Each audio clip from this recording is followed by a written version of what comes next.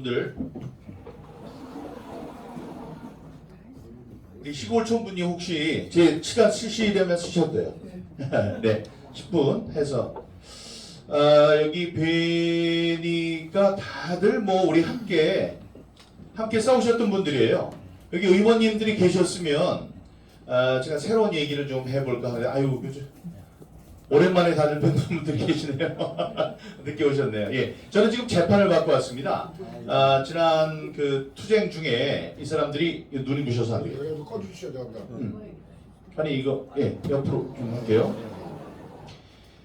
지난 저 싸움 중에 이 사람들이 저를 이제 핍박하느라고 이런저런 죄목을 해서 8개의 모두 8개의 재판을 걸었죠. 기소를 했습니다. 여러분 세상에 살다가 한 번이라도 재판에 연루가 돼서 재판장에 가면은 좀 떨리고 그럴 거예요. 근데 저는 8개를 지금 4년 동안 받았으니 그게 심적으로 물질적으로 아까 말씀하셨죠. 이게 성준경 목사님께서 저랑 같이 하자고 그래서 가서 아직 안 내셨는데 전 냈어요. 그냥 저 벌금이 아니고 소송 비용인데 그 내라고 그래서 냈습니다. 그 상대편 선관위에 변호사비를 내라는 거예요. 제가 변호사비 때문에 아니 근데 안 내면 안 된다요. 졌다고 그래서 이제 내라고 하는 건데 그거를 제 것 때문에 제가 그때 대법원 재판 받았을 때 진 것 그것 때문에도 냈고 이번에 또 다른 것 전체 무효 소송과 관련된 선거에서 졌다고 해서 제가 냈습니다. 예, 안 내면 예, 안 내려고 이제 버텼는데 걔네들이 계속 얘기를 하더라고요. 안 낼 수도 있지만 그 큰 의미가 별로 없을 것 같아서 이게 준법 정신이 투철해서 아마 그런 것 같습니다. 일단 이제 그랬고요. 오늘은 그 감염병 예방법 위반으로 제가 다녀왔는데 이게 굉장히 웃긴 거예요. 제가 미국에서 CPEC 연설한 건 보셨을 거고 CPEC 연설 제가 한 다음에 이틀 뒤에 트럼프 대통령이 발표를 할 예정이었습니다. 그래서 제가 이틀만 기다리면 제가 그 사람 만나려고 백악관에도 들어갔고 다음에 골프장도 쫓아다녔는데 그 사람 뵐 줄 못했잖아요. 그래서 그날 가서 정당하게 연설자로서 만나 뵈려고 했었습니다만 그게 이제 되지 않았습니다. 그건 이유는 3월 15일 날 여기에서 있는 패스트 트랙 재판을 받아야 한다. 패스트 트랙 재판을 제가 몇 번을 못 나갔어요. 미국에 있느라고. 그러니까 영장을 쳤어요.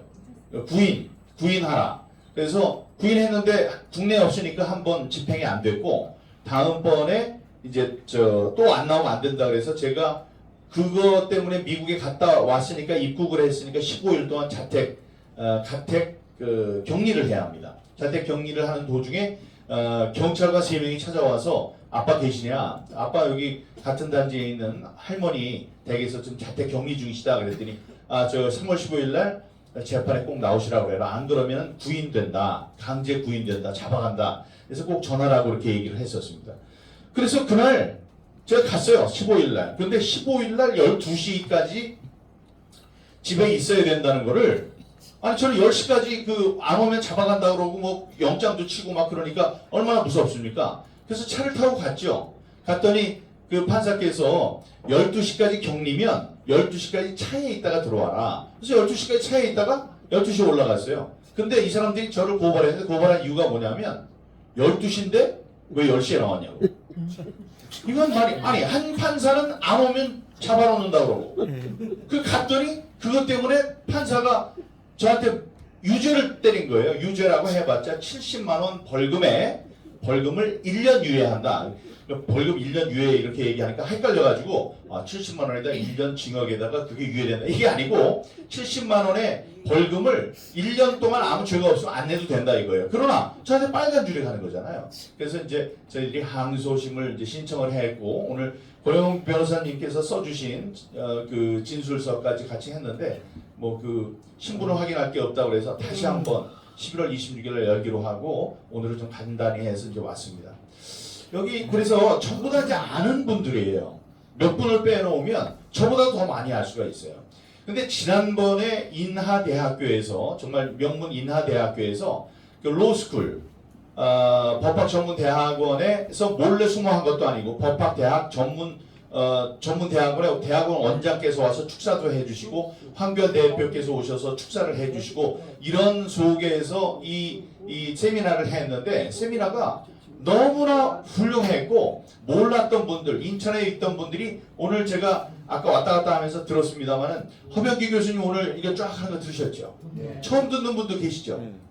참 와 이런 게 있구나. 이거 빡빡하게 그냥 대강에서 이거 저 부정선거인 것 같아요. 이게 아니고 그냥 빽빽한 그 저 논리로 검증을 하고 수십 번 수백 번 검증을 해서 딱 맞는 말씀만 이렇게 시원하게 해주신 걸 들으면 우리 투사들도 아 이게 우리가 싸우는 게 이 추측에 근거한 게 아니고 이렇게 엄청난 부정이 실제로 저질러지고 있었구나 이런 거 이제 알 수 있게 되는 거더라고요. 그래서 제가 이거를 다시 한번 했으면 좋겠다는 마음을 먹고 있었는데 여기 이학주 저 대표께서 김대중 이름 외우기 좋죠. 김대중 의원께 이야기를 해서 이거를 인천광역시 의회 안에서 해보자. 이거는요 비수로 그냥 가슴을 꽉 치는 거하고 똑같은 거예요. 우리가 국회에서 네네 박수 한번 쳐주세요. 네, 감사합니다. 우리가 국회에서 그 다큐멘터리 상영했잖아요. 그것도 엄청난 일이죠. 이 사람들 우리들 들어오지도 못하게 했었는데 부정선거에 대한 영화를 국회 안에서 했었어요. 국회의원 2명이 함께 개최해서 그거하고 똑같은 겁니다. 지금 세미나를 부정선거 관련해서 세계에서 가장 잘 알고 있는 여기 전문가들이 오셔서 이렇게 발표를 한다는 것에 의미가 있고요. 또 하나의 의미는 여러분 저는 지난 4년 동안 4년 넘는 기간에 싸우면서 제가 할 수 있는 역할이 무엇인가를 했는데 제가 목소리가 커요. 실제로 하는 목소리 그것도 크지만 그거 아니고 제가 한마디를 하면 사람들이 들어요. 귀를 쫑긋하고 왜 유명해서 그런지 이렇게 듣습니다. 그래서 스피커 역할을 해야 되겠다는 게 하나 있고 두 번째 제가 얘기하면 안 들을 수가 없어요. 사람들이 다 듣죠. 두 번째는 이 기자를 했기 때문에 23년 동안 기자를 했기 때문에 사람들 말 중에 뭐가 맞는 말이고 뭐가 틀리는 말인지를 정확하게 알아듣습니다. 그거는 듣는다고 아무거나 쓰면은 그게 여기 기자님들 계시겠지만 그게 이렇게 쓰면 그게 기사가 되면은 얼마나 쉽겠습니까? 예? 그러나 그 듣는 것, 맞는 것, 틀리는 것을 딱 가려서 들어서 그걸로 기사를 써서 특종을 해서 방송 대상은 1년에 딱 한 명만 가장 훌륭한 기자한테 주는 게 방송 대상이에요. 그 부문별로. 그걸 2번이나 받았어요, 제가. 입사한 지 4년 만에, 4년 차에 첫 번째 받았고, 9시 뉴스 앵커 할 때 받았고, 2번을 받았는데, 그런 능력이 있죠. 그게 제가 그렇게 준비된 사람이죠. 그래서 이야기를 이제 들어봅니다. 그러면 들어야 되는 이야기면 여기 시골 총부님 같이 저기 시골에 계셔도 찾아갑니다. 그러면 여기 마찬가지시죠. 찾아가셨잖아요. 예, 장지원 박사님도 찾아가셨어요. 그 뒤로 제가 찾아가고 찾아가서 뵙습니다. 만나 뵙고 여쭙고 공부하고 이렇게 해요. 어느 얘기는 바보 같은 얘기예요. 어떤 얘기는 보석 같은 얘기예요. 어떤 사람은 이거 다 됐어요 이래가지고 난리를 치더라고요. 설명을 하라고 해도 잘 못해요. 나중에 봤더니 대단한 거라고 끝났어요 이러더니 제가 그걸 갖고 이렇게 막 써온 걸 갖고 막 설명을 해도 안 되길래 와서 엑셀에다 딱 집어넣거든요. 덧셈을 하는데 덧셈부터 틀렸어요. 덧셈이 틀리니까 말이 안 되는 거예요. 그런 거는 아닙니다. 아니에요. 그래서 바깥에서 오는 여러 가지 입력되는 상황에 대해서 제가 문지기 역할을 하면서 이분은 보석 같은 말을 하고 계십니다. 이분 정말 대단한 거예요. 요 이론은 정말 대단합니다. 예, 이건 아닙니다. 이런 거를 제가 이제 그 문 앞에 서서 하는 걸 잘 하는데요. 여기 지금 오신 분들은 보석 같은 이야기를 하시는 분들이고 여러분들이 따로따로 만나기도 힘든 분이에요. 근데 이런 분들은 한 대에 모았잖아요. 모으면 어떤 일이 있냐? 이따가 궁금한 거 많으니까 막 여쭤봐도 돼요. 다음에 더 중요한 거는 이분들 간의 교류입니다. 여기에 많이 알고 있는 분들, 다음에 자기가 믿는 확신하는 것에 대한 것에 평소에 옆에 사람이 듣고 10분 다 됐네. 아이고. 예. 그래서 예, 약속을 했으니까 10분 이렇게 이제 마치겠습니다. 그런데 이 훌륭한 분들이 서로에게 영향을 미쳐야 돼요. 소통 교감.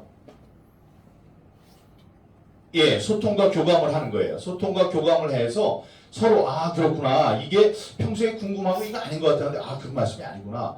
그러면 이거 부분을 좀 이렇게 받아들여서 다시 한번 봐야 되겠다. 서로 그렇게 할 수가 있어요.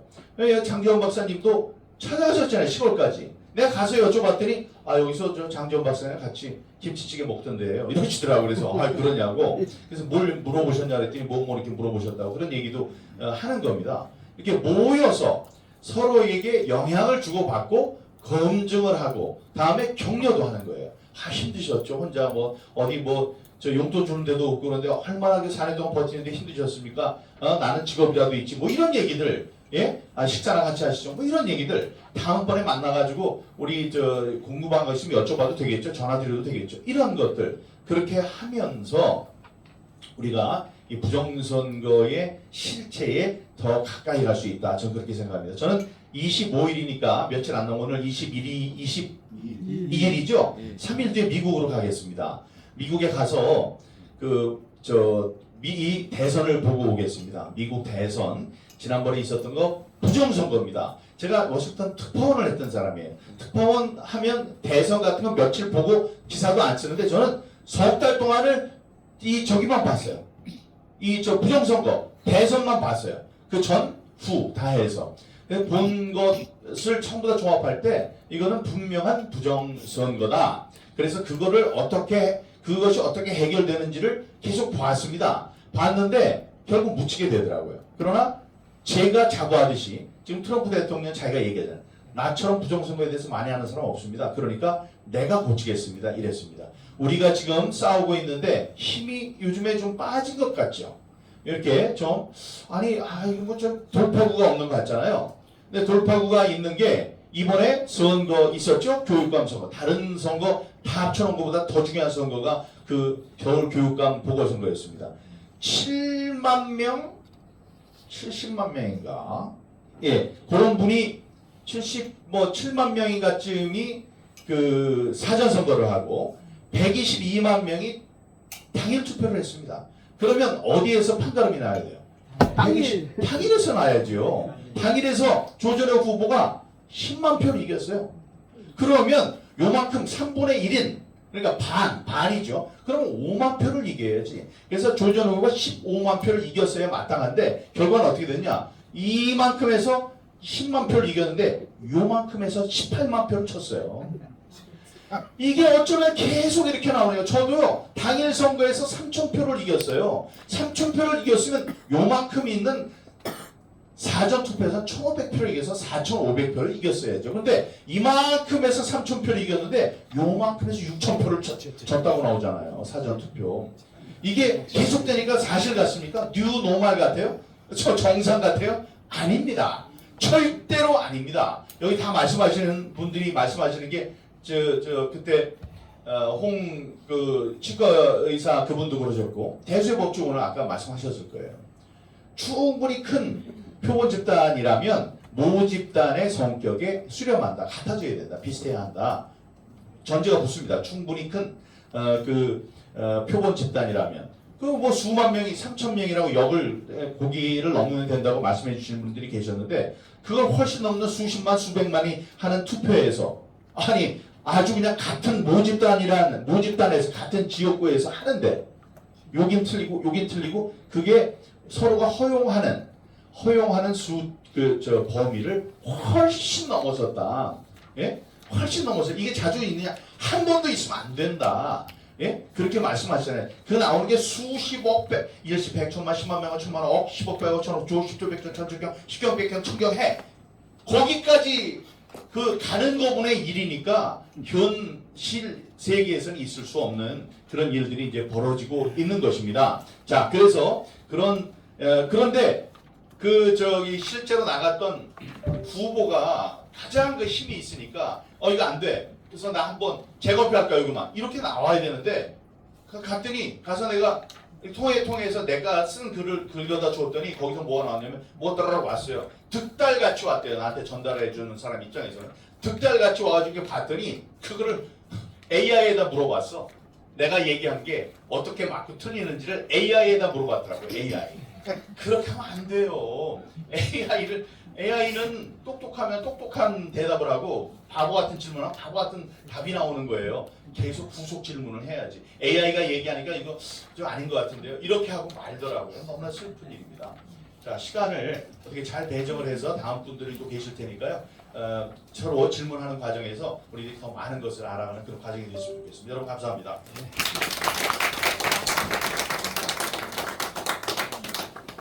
예, 민경욱 의원님 오늘 또 재판하고 오시느라고 조금 늦으셨는데 한 재판을 뭐 한 7, 8건 기소가 돼가지고 거의 다 무죄 받으셨어요. 정말 민경욱 의원님 하나님께서 뭔가 특별히 사용하실 것 같고 또 인천에 뭔가 인천이 키운 인물일 뿐만 아니라 대한민국에 지금 엄청난 사건 사변이잖아요, 그죠? 사변에서 이 중요한 역할을 하신 분이라서 우리가 계속 지지해드리고 옆에서 좀 격려해드리고 위로해드리고 뭐 하여튼 여러 가지로 우리가 그렇게 해야 되겠습니다. 그래야 대한민국이 살 것 같습니다. 우리 박수 한번.